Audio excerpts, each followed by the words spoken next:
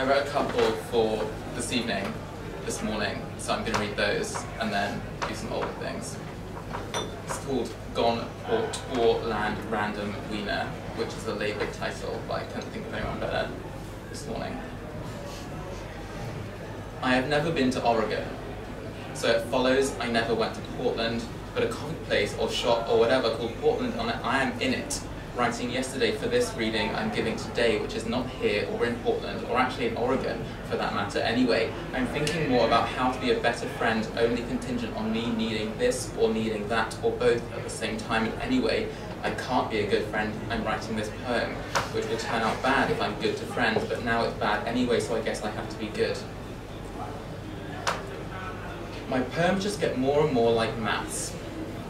That means they can't be good, or at least not as good as ones not like maths, but I've never read any like that, so whatever. My main mistake has been to finish a poem wondering when the random walk should stop, but it had wiener in the title, which is a really real thing in pure mathematics, which isn't really real, like properly. It's a process that has a ton of applications, but mostly inside pure mathematics. They include 4 hogsheads and limiting random walks, so it was stupid to put it in the title before the random walk ended. I lied. I'm actually writing this right now, sort of, making it fraud. But I am really, really queer, I promise.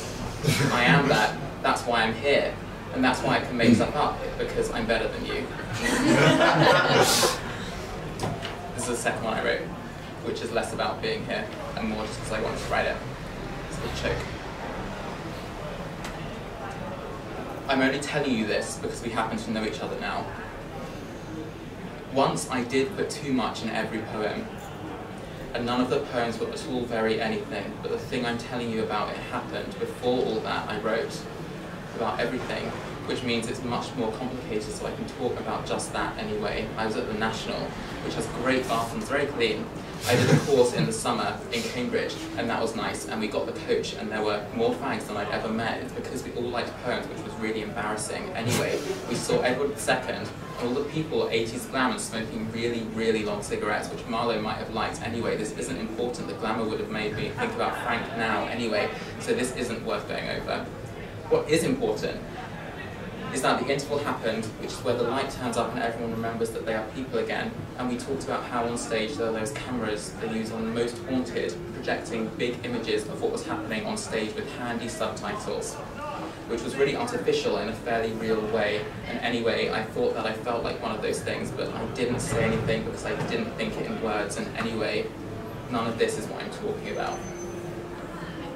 I went to the bathrooms, which were very clean, and I went with my friend because I was scared and confused and having a hard time, and it was the one that said women's on the door, and I thought I'd feel safe in that one, but I didn't, which was weird. And I knew I'd never feel safe again, but obviously not in words, so I didn't say it till now, only to you, because we know each other now, and I wanted to cry. And I still can't explain why. And a woman with bad hair and ugly jewellery who was 4 times my age, I was 16 or something, anyway, she was older to me then. But I didn't wear glasses then, so maybe I'm remembering wrong, but I saw the stage fine, and only the projections, so I don't know. Anyway, she went white, like very white, kind of green, like other things that are green, and she said, "Do you know this is the ladies?" But it was not a question, and I did a little sick in my throat and swallowed it, and said, "Yes," to answer her question, which wasn't a question. And she grabbed my sleeve. This was in 2012, which is a while ago. But she definitely grabbed my sleeve and dragged me out and went to speak to our chaperones. And I've never felt the same since then, not ever. And I knew that then, but not in words, so I just cried. And the lady looked happy with that, so this is an apology to that lady that isn't really an apology. Just like her question that I answered anyway, and I wish I didn't try and choke on the vial in the bathroom. I wish I spat it on the floor because for no reason, except I was scared, and she was angry, so I'm telling you all this now because we're friends now after this, and I promise I'm not even close to choking now. Gut-brain axis. I read somewhere, or someone told me, or anyway, the brain is basically in your gut or something. Not quite that, but a thought just like it. Ripped, fat, pulsing, my flora means a lot to me, or repulsion notwithstanding, I am it. I wonder which diploma mill told your brain it was in charge of anything, or what what accreditation meal told you that mostly I wonder how the microbiota feels about it, or the brain likely did an underwater basket weaving course, and the gut did engineering or finance, but science just really likes woven baskets. Maybe I just think this because I'm thinking with my lower intestine.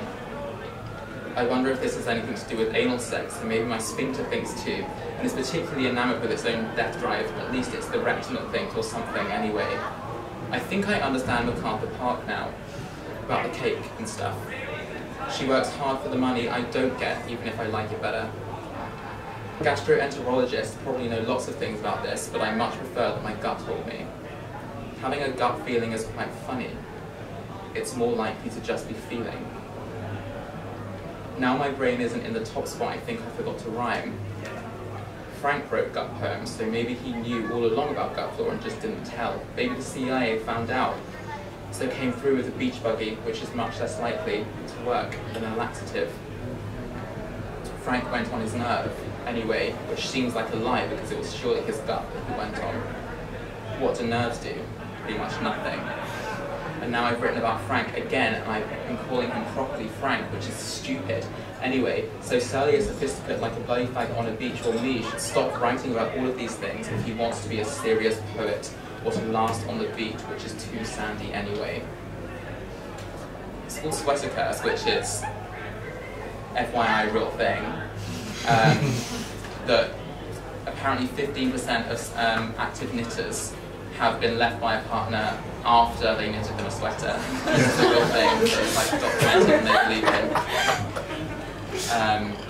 And 41%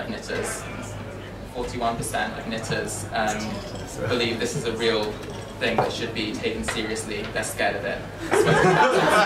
It's really scary if you're a knitter, and if you're me. It's a sweater curse. Maybe that's the only real universal. I'm in therapy for a sweater curse, except it's not a sweater or a curse, it's just everything, and it's mostly not my fault, whereas a sweater is. Well, not mine, but it's deliberate, hopefully. Perhaps I'm one of the 15% of active knitters who filled out a survey in the year of our Lord, 2005, and I just forgot. I ate the sweater instead, and now my gut flora is all over it and doesn't know what to do, so it's just there, a sweater. Maybe that's where hair comes from, but I'm not a scientist like I'm an active knitter, so ask somebody else. Don told me that learning is just forgetting about forgetting, which is mostly boring, but maybe this poem is forgetting about forgetting that I have a sweater in my gut that I ate to avoid giving it to somebody else that already had a perfectly good sweater, so didn't need it anyway. I didn't give anybody the sweater, it's all mine, and I call it the jumper, and it's keeping my guts warm from the inside out, and it doesn't jump, so nobody needs it, neither do I. But it's nice to have, I guess. Anyway, if that's where hair is from, I'm literally the only person like that, so it's a special tiny function of my body in particular, which feels nice, even though I already said that the curse is the only real universal, what I meant is that it's just mine, and if you want, I can make you a new sweater. Phantom Thread, after watching Phantom Thread, which is horrible. Make a home in the attic with me. We can live there together, face out, sit on the roof and smoke fags, which sounds stupid but is actually mostly nice, especially in the summer. The sky could be painted, except that it's not, and anybody who paints the sky isn't worth your time. Cisheads like to paint the sky, which is especially stupid. Only queers have the right taste level. Imagine what the straights would have done with the ceiling at the Sistine. They might have put Artex there. Then who would have wanted to go there with the big guy looking down through the Artex? He wouldn't have looked.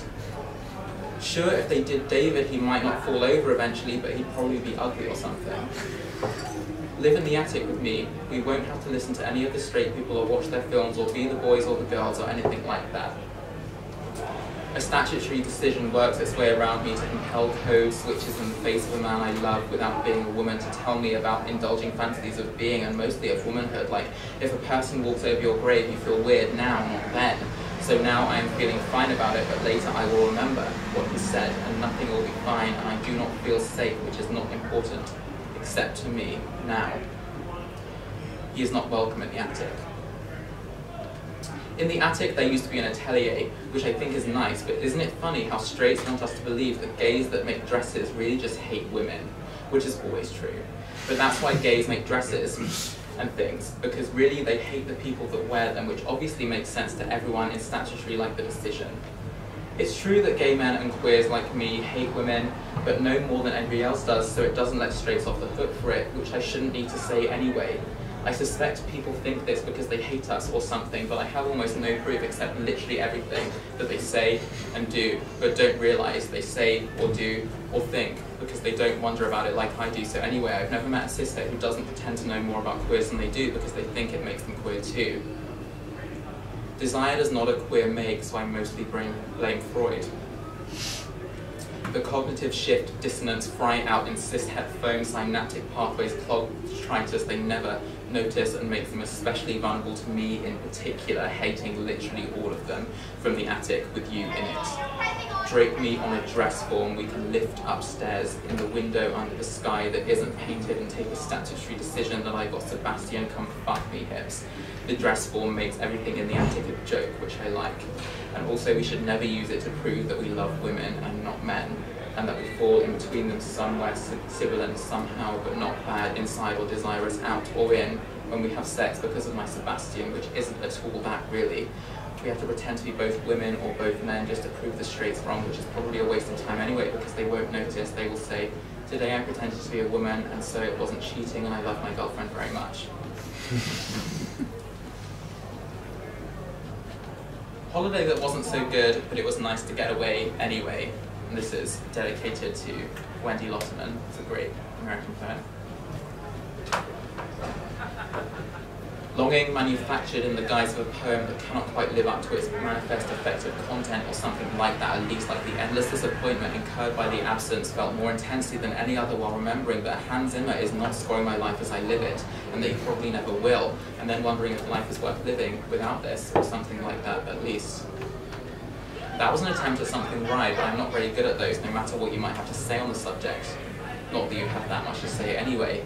I am biting at my cuticles again, even that toxic nail varnish won't stop me, mostly because of my love for Egon Schiele and for you. But Egon Schiele sounds better, so I'll steal it and replace him with the fullness I detest now, even though you've always had it, and I still do love you, I promise. I have a Schiele tattoo on my hip bone that seems hollow now, and it hurt like hell to get it, but other things hurt more, you told me so. My fingers are bleeding. It doesn't hurt that much either, and I'm trying not to write like Frank O'Hara, but mostly the way you move more or less takes care of Austrian expressionism. Not that you could take care of anything anyway. Like that movie where the broker vomits on the kokoschka and it is ruined, except that was directed by a man we don't talk about and Hans wasn't there, so it's barely worth living through. It's all the same to you. Write me please, and tell me if you understand, or just that you do. Thanks.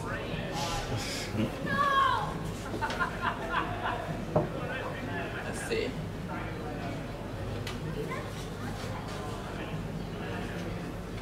Two more fairly short ones. I'm good, right?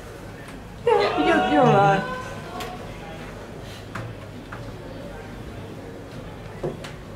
Movement today.